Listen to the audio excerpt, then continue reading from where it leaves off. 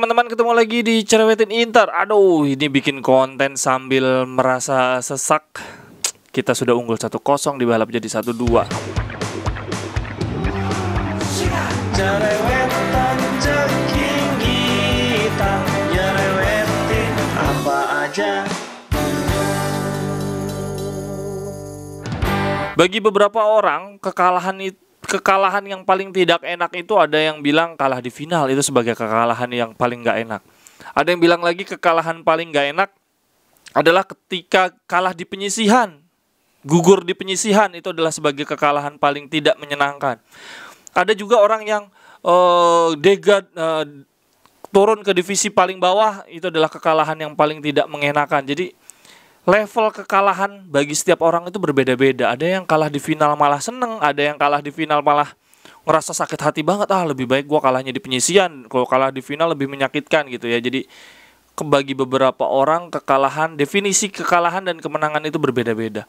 Sementara gue lihat tadi malam AC Milan punya definisi kemenangan yang berbeda juga ya. Bagi kita anak-anak Inter, menang Scudetto itu sebagai yaitu juara tuh ya kayak gitu, selebrasi ya ketika Scudetto. Sementara AC Milan tadi malam menang derby, selebrasinya udah kayak besok lebaran ya, udah kayak besoknya dia ngangkat piala apa gitu.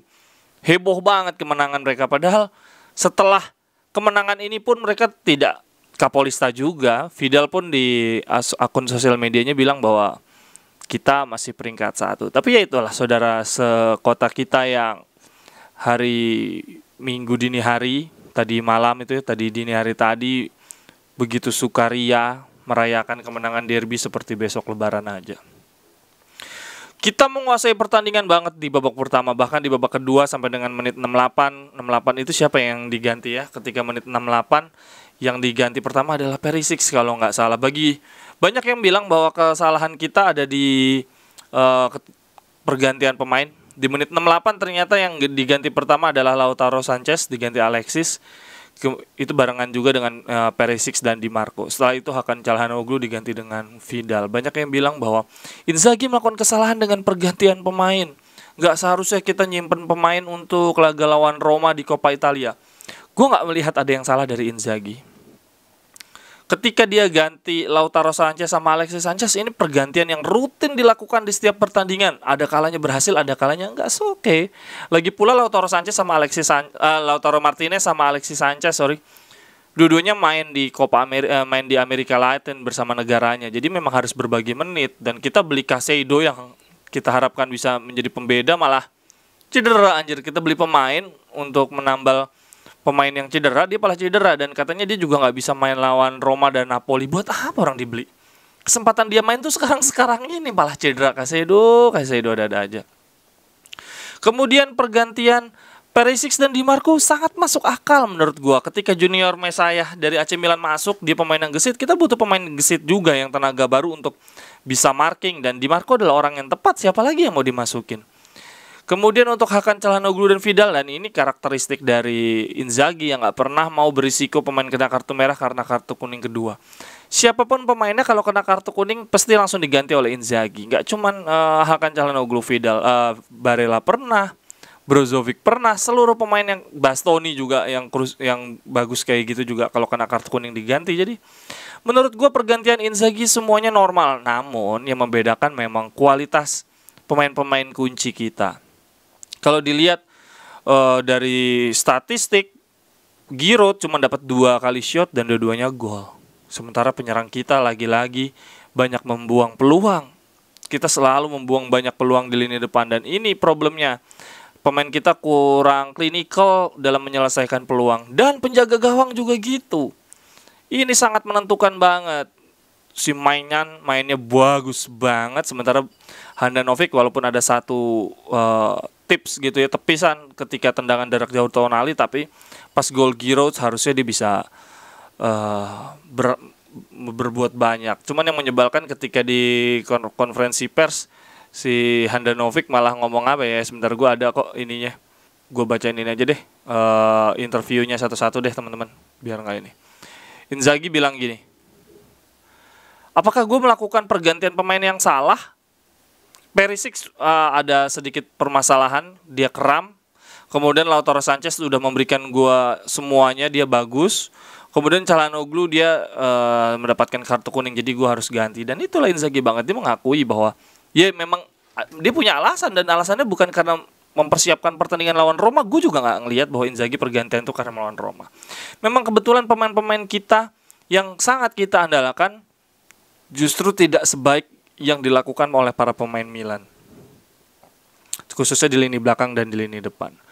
Nah ini Handanovic, dia ngomong gini, hari ini kita bermain dengan baik, kita mengerahkan segalanya, tapi kita kalah di derby. Harusnya kita bisa melakukannya lebih baik. Apakah gue harusnya bisa menyelamatkan tendangan Giroud? Apakah gue harusnya bisa melakukan hal yang lebih baik?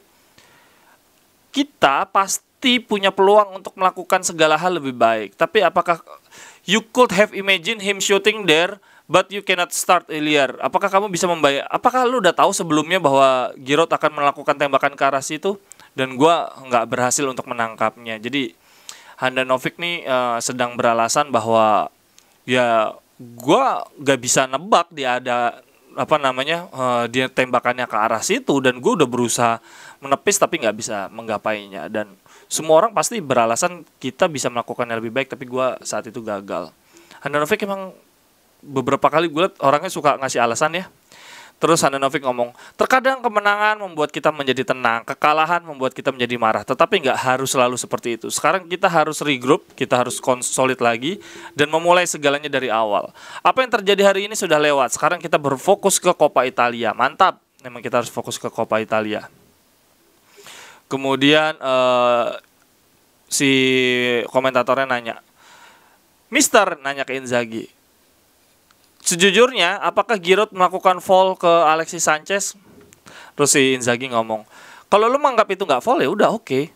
Yang jelas Sanchez itu nggak jatuh sendiri, nggak tiba-tiba jatuh tanpa ada apa-apa gitu. Dia nggak jatuh sendirian. Dan kalau kita saat itu unggul 2-1 3-0 itu nggak akan mengubah segalanya. Jadi Inzaghi lagi bilang bahwa ya Sanchez itu jatuh nggak tiba-tiba jatuh sendirian. Ada kontribusi gol for Giroud. Dan kalau kita saat itu udah unggul 2-0, 3-0, kejadian itu nggak akan berefek banyak. Tapi ternyata tadi malam berefek banyak. Kalau menurut teman-teman, foul nggak semalam? Gua sepintas ketika gua live tadi malam, terima kasih banyak teman-teman ya yang udah ikutan live. Gue juga menganggap itu foul. Tapi setelah gue lihat lagi di tayangan ulang, sebelum Giroud nabrak Alexis Sanchez, bolanya udah nyentuh Giroud duluan. Jadi mungkin wasit menganggap, enggak, itu nggak foul, kecuali Giroud nggak kena bola sama sekali. Mungkin ya seperti itu. Jadi ya bisa dikatakan bahwa keputusannya si wasit benar. Gue sih tadinya nganggep wah ini foul nih, jelas-jelas nabrak, tapi ternyata kakinya si bolanya ini nyentuh kaki Giroud dulu. Jadi Giroud dianggap udah motong bola sebelum nabrak Alexis Sanchez. Kemudian si Inzaghi ngomong, inilah pertandingan sepak bola, kita mendominasi mendominasi sangat jauh kita, tapi nggak bisa mencetak gol kedua. Kemudian kita nervous ketika ada golnya Alexis gol dari kesalahannya Alexis dari foulnya Alexis Sanchez itu. Tapi kita harus tetap fokus. Hal ini sudah pernah terjadi sebelumnya ketika melawan Lazio. Kita menguasai bola menguasai pertandingan selama 70 menit tapi akhirnya gagal. Kayaknya Inzaghi mau ngomong bahwa hal kayak gini tuh ya udahlah, udah beberapa kali terjadi, harusnya kita belajar dan nggak perlu khawatir juga, karena kita pernah juga kalah lawan Lazio dengan cara seperti ini, toh akan tetap bangkit. Sekali lagi selamat untuk teman-teman Milan yang gue lihat juga, wah itu seperti yang gue sampaikan di awal, anak-anak Milan sangat merayakan kemenangan derby ini seperti besok Lebaran, seperti besok tahun baru, seperti juara Liga Champions. Wah mereka udah kayak dikalungin medali gitu, terus gigit medalinya, wah udah, oi gue menang derby. Pas dia ngeliat klasemen, lah gue masih jauh, bukan gue yang juaranya. Jadi ya sudahlah, mau gimana lagi ya teman-teman, tetap semangat. Conte waktu di tahun pertama nanganin Inter itu, bahkan di tahun kedua juga ya, kayak di bulan Januari gini mereka belum ngambil peringkat 1.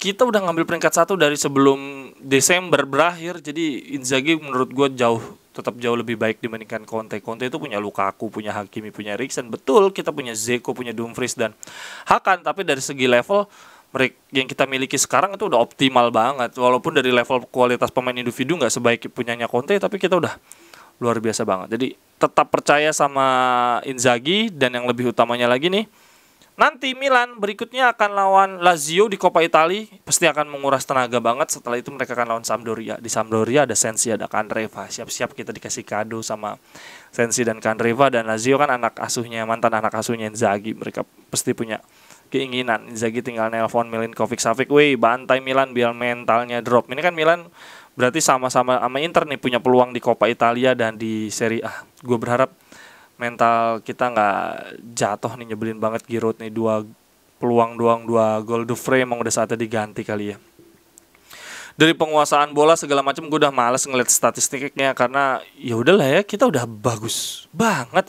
Ada yang bilang Tonali mainnya bagus, kalau gue lihat di situs WhoScore ya ampun itu ratingnya Tonali itu 7,4, Hakan Calhanoglu bahkan 7,8, 1 assist. Jadi yang membedakan memang penyelesaian akhir dan menahan peluang supaya nggak jadi gol, penyerang dan kiper kita yang akhirnya menjadi pembeda, yang membuat pertandingan menjadi kemenangan untuk Milan. Kalau kita lebih klinikal dan lebih safe gitu nahan bola kayak gitu, kita pasti bisa jauh lebih baik. Di lini tengah begitu Hakan Calhanoglu sama Brozovic diganti, kita langsung drop, langsung bingung mau ngapain. Vecino dan Vidal udah bukan levelnya main untuk top Serie A. Semoga di musim depan dia segera cabut.